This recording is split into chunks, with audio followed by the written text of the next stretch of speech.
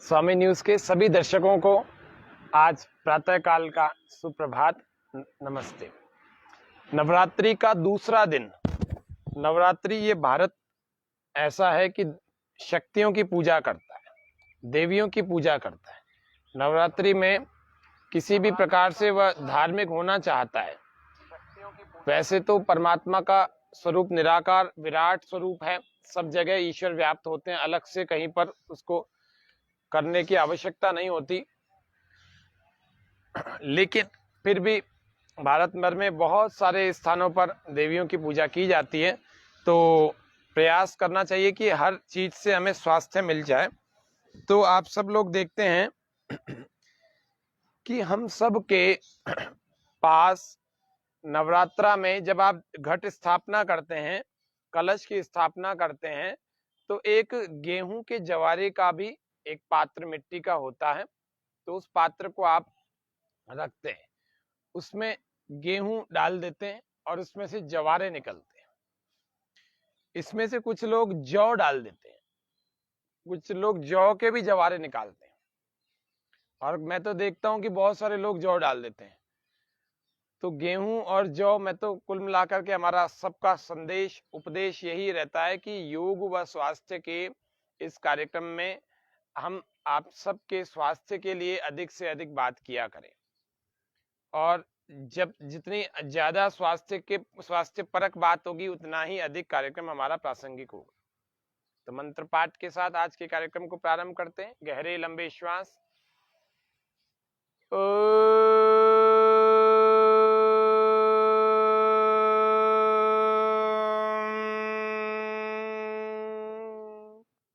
स्तुता मया वरदा वेदमाता प्रचोदयन्ताम् पावमाने द्विजानाम् आयुः प्राणं प्रजां पशुं कीर्तिं द्रविणं ब्रह्मवर्चसं मह्यं दत्त्वा व्रजत ब्रह्मलोकम्। ॐ भूर्भुवस्वः तत्सवितुर्वरेण्यं भर्गो देवस्य धीमहि धियो यो नः प्रचोदयात्। ओम स्वस्ति स्वस्ति स्वस्ति। सभी दर्शकों का हार्दिक अभिनंदन स्वागत करते हुए आज के कार्यक्रम को प्रारंभ करते हैं।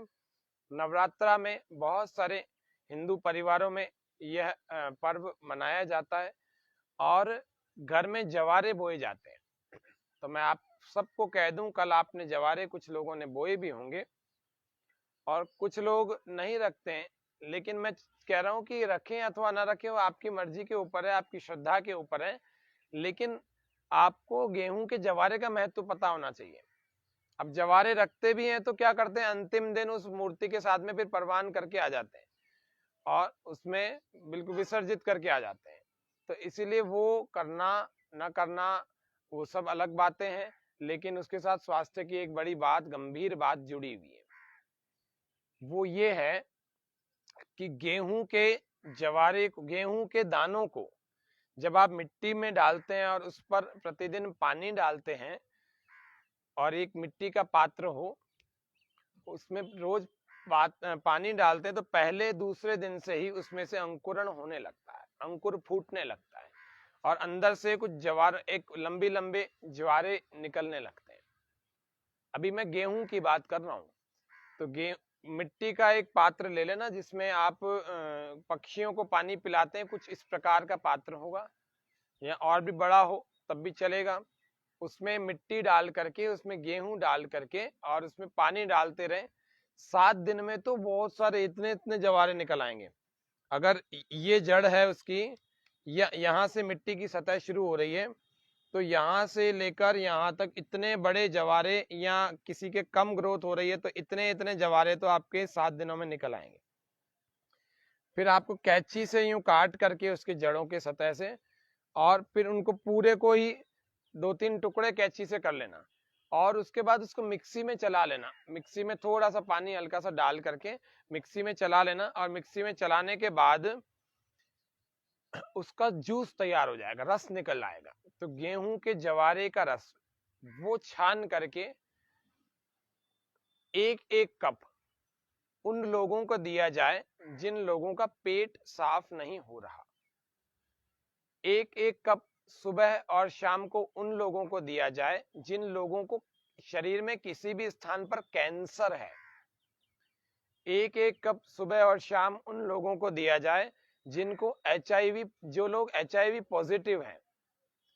HIV पॉजिटिव गलती से भी हो जाता है, कई गलत इंजेक्शन लगने से भी हो जाता है। जरूरी नहीं है हर बार गलत गंदे चरित्र वाले व्यक्ति को ही हो, लेकिन कई बार गलत गलत इंजेक्शन भी किसी को लग जाए तो भी हो सकता है। तो इसीलिए यदि कोई रोगी है तो रोगी व्यक्ति से ईर्ष्या करने की बजाय उस व्यक्ति को बताना चाहिए कि आप अपने इस जीवन में सुख कैसे पैदा कर सकते हैं। तो इस तरह से गेहूं के जवारे का रस, यदि प्रतिदिन भी कोई व्यक्ति 4-4 चम्मच गेहूं के जवारे का रस पीता है तो उसका पेट सही रहने के साथ उसका खून बढ़ता है, उसका हीमोग्लोबिन बढ़ता है, उसके अतिरिक्त एनीमिया ठीक होता है, यानी खून की कमी भी ठीक होती है, और उसके अतिरिक्त उसका जिसको अपन कहते हैं इम्यूनिटी, तो इम्यूनिटी तो बहुत अच्छी रहती है गेहूं के जवारे को रोज पीने से।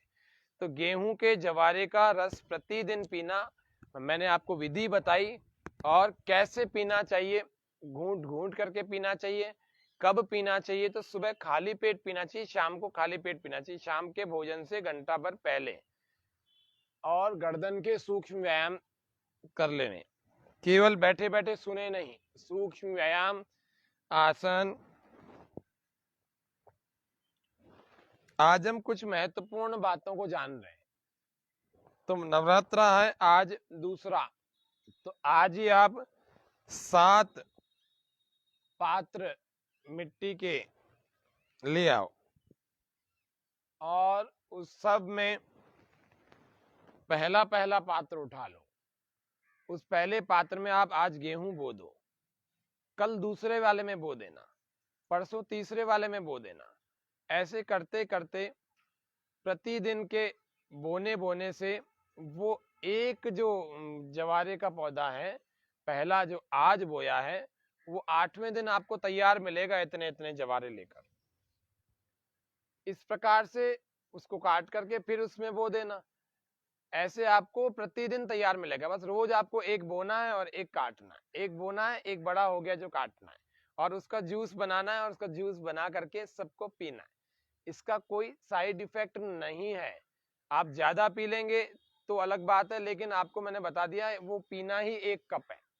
आप चाय का कप, एक सामान्य सा जो पुराने जमाने में चाय का कप प्रयोग होता था, आजकल तो मग प्रयोग होते हैं, चाय भी मग्गा भर के पीते हैं, वो नहीं, चाय का कप लेना है, उसको पीना है। मतलब चाय को नहीं पीना, उतने मात्रा का गेहूं के जवारे का रस पीना है। तो ये आपको गेहूं के जवारे का महत्व बता दिया। इम्यूनिटी बढ़ाता है, कब्ज को दूर करता है, जोड़ों में दर्द को भी काफी तो रिलीव करता ही है। उसके अलावा कैंसर वालों के लिए बड़ी जबरदस्त चीज है, और उसके अतिरिक्त HIV पॉजिटिव वालों के लिए जो CD काउंट 4, CD काउंट 8 बहुत घटे हुए थे, उनको बढ़ाता है, और जब बढ़ जाते हैं तो उनका जीवन अच्छा हो जाता है, लंबा हो जाता है। कई बार डॉक्टर कह देते हैं कि आपका जीवन जो है अब 4-6 महीने का, साल भर का रह गया, लेकिन गेहूं के जवारे का रस पीते हुए लोगों का जीवन देखा गया, कई कई वर्षों तक उन्होंने बढ़ा लिया, और प्राणायाम भी किया, साथ पे अनुलोम विलोम प्राणायाम किया, 1-1 घंटा किया, और आज 20-20 साल से वो लोग जी रहे हैं, बहुत अच्छा जी रहे हैं, और देख करके कोई बता नहीं सकता है कौन से रोग से ग्रस्त था, कहाँ से कैंसर था और कहाँ से क्या कुछ और था। तो इसीलिए ये तो आपके मेहनत करने की बात है, अगर आप करते हैं तो आप उसका लाभ उठाएंगे। आज हम महत्वपूर्ण बातें कुछ और जान लेते हैं। सूक्ष्म व्यायाम करते करते चलते रहे, श्वास भरते और छोड़ते हुए, अंगूठा अंदर बंद करें मुट्ठियों में और गोल गोल घुमाएं मुट्ठियां। बहुत सारी चीजें हमारी जो शरीर पर सुंदरता को बढ़ाती हैं, जैसे बाल हुए, सब लोग करते रहो सूक्ष्म व्यायाम। ये हो जाए तो ये करना, 1 2, ये हो जाए तो ये करना, ये हो जाए तो ये करना, ये हो जाए तो गर्दन के सूक्ष्म व्यायाम, अलग अलग सूक्ष्म व्यायाम करते रहेंगे और सुनते भी रहेंगे। हमारे शरीर पर जो हमारी सुंदरता में 4 चांद लगाता है, वो होते हैं हमारे बाल। कोई नहीं चाहता कि मेरे बाल झड़ जाएं, कोई नहीं चाहता कि मैं गंजा दिखूं, कोई नहीं चाहता कि मेरे बाल कहीं से कम दिखे कहीं से ज्यादा दिखे। हर व्यक्ति चाहता है कि ये सुंदरता का ये प्रतीक तो सदा जब तक जीवित रहूं, बल्कि जो सफेद हो जाते हैं लोग उसको और डाई करते रहते हैं। खैर, कहने का इतना मतलब है कि अपने बालों से अगर हम प्रेम करते हैं तो हमें कुछ चीजें ध्यान रखनी चाहिए कि टॉवल किसी भी व्यक्ति का प्रयोग नहीं करना चाहिए। टॉवल अपना ही प्रयोग करना चाहिए। अपना टॉवल भी कई कई दिन पुराना नहीं, एक दिन 2 दिन प्रयोग किया, दूसरे दिन फिर धो दिया, तीसरे दिन फिर वापस धुले हुए टॉवल का प्रयोग किया या दूसरे टॉवल का प्रयोग किया। ये ध्यान रखना है, 2 दिन तक एक टॉवल को चलाएं। एलोपेशिया नाम की एक बीमारी रही, अभी भी वर्तमान में भी पनप रही है। बहुत सारे लोगों में, लड़कों में, बूढ़ों में, महिलाओं में, बच्चों में, कईयों में आ गई है अब तो इसीलिए एलोपेशिया नामक रोग भी बड़ा खतरनाक होता है। वो क्या होता है, ये विदेश से आया हुआ रोग है। होटलों में आपने देखा होगा टॉवल टंगे रहते हैं। कई बार अपन भी शादियों में जाते हैं तो शादियों में जाकर के देखते हैं कि टॉवल्स लगे रहते हैं और लोग क्या करते हैं, शादियों में जाने आने के बाद कंगा और टॉवल अपने बैग में भर के ले आते हैं। उनको पता नहीं है उस टॉवल के साथ कितनी बीमारियां ले आए, जो धोने से भी नहीं जाएगी। इसीलिए कभी भी किसी का भी यूज किया हुआ टॉवल दूर नहीं, अपने को यूज नहीं करना, उसको दूर ही रखना है। अपने टॉवल का प्रयोग करें। आपको तो लगा 200-500 रुपए वाला टॉवल ले आया हम, लेकिन उसके साथ हजारों लाखों रुपए ठीक करके भी वो बीमारी ठीक नहीं होगी जो उसके साथ आ गई। तो थोड़ा सा आपने पोंछा, उसके इन्फेक्शन आपके अंदर स्कल में गए, खोपड़ी में गए, और फिर वहां की जड़ों को उसने खाना शुरू कर दिया और वहां के बाल गायब हो गए। और फिर आप उसको कितने ही इलाज कर लो, ठीक नहीं होता। इसीलिए आप पहले से सावधान रहें। फिर भी किसी को हो गया है एलोपेशिया तो ध्यान रखें, एक तो बालों को थोड़ा खुला रखें, मतलब सिर को खुला रखें। बंद बंद रखेंगे तो ये उगेगा नहीं। कुछ डॉक्टर्स कहते हैं, कुछ डॉक्टर कहते हैं इसको बंद पैक रखना है, हवा नहीं लगने देनी। कुछ डॉक्टर्स कहते हैं इसको खुला रखना है। लेकिन इस पर सबसे महत्वपूर्ण बात यह है कि एलोवेरा का जेल लगाएं इस पर, सुबह शाम दोपहर। इससे एलोपेशिया ठीक होता है, कईयों का हुआ है। एलोपेशिया के लिए एलोवेरा जेल, एलोवेरा का जेल अवश्य लगाएं। तो पहला पहला ये याद रखें कि साबुन अपने को बालों को नहीं लगाना चाहिए, इससे इसकी जड़ें कमजोर हो जाती हैं। नेचुरल ऑयल बालों का कम हो जाता है। श्वास भरते और छोड़ते हुए सूक्ष्म व्यायाम करते रहें। तो बालों से प्रेम कर रहे हैं तो बालों की केयर भी करना सीखें। और उसके अलावा जिसको हम कहते हैं शैम्पू, तो केमिकल युक्त शैम्पू बाजार में दिख रहे हैं खूब सारे। फिल्मों के अभिनेता अभिनेत्रियां खूब शैम्पू का ऐड करते हैं और आप उसको देख करके बड़े प्रभावित होकर के ले आते हैं। और लेकर के आते हैं तो आपको यूं लगता है कि बहुत अच्छा वाला शैम्पू लाए हैं। ऐसा नहीं होता। बाल सिल्की हो गए और बाउंसी हो गए। धीरे धीरे जब लंबे समय लगाएंगे ना तो पूरा बाउंसर बन जाएगा, और पूरा जब खाली हो जाएगा ना तो फिर लगेगा कि सिल्की और बाउंसी बाल कहाँ चले गए। तो इसीलिए आपको ये शैम्पू और साबुन से बालों को बचा के रखना है। उसके लिए आपको लगाना चाहिए रीठा, शिकाकाई और मुल्तानी मिट्टी का मिश्रण तैयार किया हुआ। उसको आपको पहले पीस करके रखना है, और जब नहाने जाएं तो 1 चम्मच आप उसको भर के 1 गिलास पानी में डालें, उसको घोलें, और घोल करके थोड़ा हिलाकर उसमें झाग पैदा हो जाएगी, और उसी से सिर को धोना चाहिए, जिससे कि बालों को नेचुरल, जिसको कहते हैं न्यूट्रिएंट्स, प्राकृतिक पोषण मिले। और प्राकृतिक पोषण मिलने से बाल मजबूत होते हैं। ऐसा नहीं होगा कि आप केमिकल्स भी लगाएंगे और आपके बाल भी सही अच्छे बने रहेंगे, ऐसा हो ही नहीं सकता। आपको प्रकृति की ओर आना पड़ेगा। प्राकृतिक नियमों को जिसने भी ताक में रख करके काम किया वो व्यक्ति सदा नुकसान में रहा है। इसीलिए एक तो ये बात समझ लीजिए कि बालों की सुरक्षा अगर आप उसकी केयर करेंगे, आप उसकी अच्छी देखभाल करेंगे, तब जाकर के आपके बाल अच्छे बने रहेंगे। तो पहले तो झूठा टॉवल, किसी का प्रयोग किया हुआ टॉवल प्रयोग नहीं करना। दूसरा, किसी के कंगे को प्रयोग नहीं करना। एलोपेशिया कंगे से भी हो जाता है। कंगे से बालों की प्रकृतियां बदल जाती है। कंगा किसी का भी, कईयों के घर पे मैंने देखा टॉवल भी कोई भी एक ही टॉवल रखा हुआ है, कोई भी यूज कर रहा है। पति पत्नी तो है, बच्चे ही तो हैं, घर वाले ही तो हैं, एक ही टॉवल यूज कर रहे हैं, ऐसा और बोलते हैं। तो हर व्यक्ति अपना अपना टॉवल अलग रखे। और दूसरा, अपना अपना टॉवल अलग रखने के अलावा कंघा, अपना अपना कंघा अलग रखे। बालों की बीमारियां भी होती हैं, बालों की। आज अपन कौन से जमाने में जी रहे हैं? आज अपन 100 वर्ष पुराने जमाने में नहीं जी रहे हैं। आज इन्फेक्शंस इतने स्पीड से पकड़ते हैं कि आप अनुमान नहीं लगा सकते। इसीलिए अपना कंघा भी अलग रखें, कंघे को अपना व्यवस्थित रखें और उसको सफा डेली 3-4 दिनों में उस कंघे की भी सफाई करते रहें। कंघे में भी धूल मिट्टी खूब सारी जमा हो जाती है और जैसे ही अपन लगाते हैं तो वो अपने सिर में चली जाती है। तो आपको ये विशेष ध्यान रखना है कि कंघे को और टॉवेल को अपना अलग अलग रखना चाहिए। जैसे आप अपने टूथब्रश को अलग रखते हैं ना, वो थोड़ी कोई भी कर लेता है। तो इसी प्रकार से, और ये विशेष बातें। और तीसरी और सबसे महत्वपूर्ण और आज के इस सत्र की अंतिम बात मैं आप सबको साझा कर रहा हूं, वो क्या है? वो है कि जूठा खाना नहीं चाहिए किसी का भी, चाहे बच्चे का हो, चाहे पत्नी का हो, चाहे पति का हो, चाहे माता का हो, चाहे पिता का हो, चाहे दादा का हो, चाहे दादी का, चाहे नाना नानी अथवा अन्य किसी रिश्तेदार का हो, जूठा नहीं खाना चाहिए।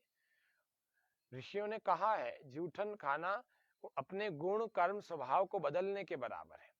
तो इसीलिए अपने गुण कर्म स्वभाव बदल जाएंगे, विकृत हो जाएंगे। इसीलिए किसी भी अच्छे व्यक्ति का भी हो चाहे बुरे का भी हो, किसी का भी जूठा नहीं खाना चाहिए। तो योग करने वाले व्यक्ति के लिए जो आवश्यक बहुत जरूरी बातें होती है, वो प्राणायाम आसन तो जरूर है, लेकिन उसके अलावा ये बातें भी बहुत जरूरी हैं। ये बातें नहीं पता होंगी तो हम अपना नुकसान भी कर लेते हैं कई बार।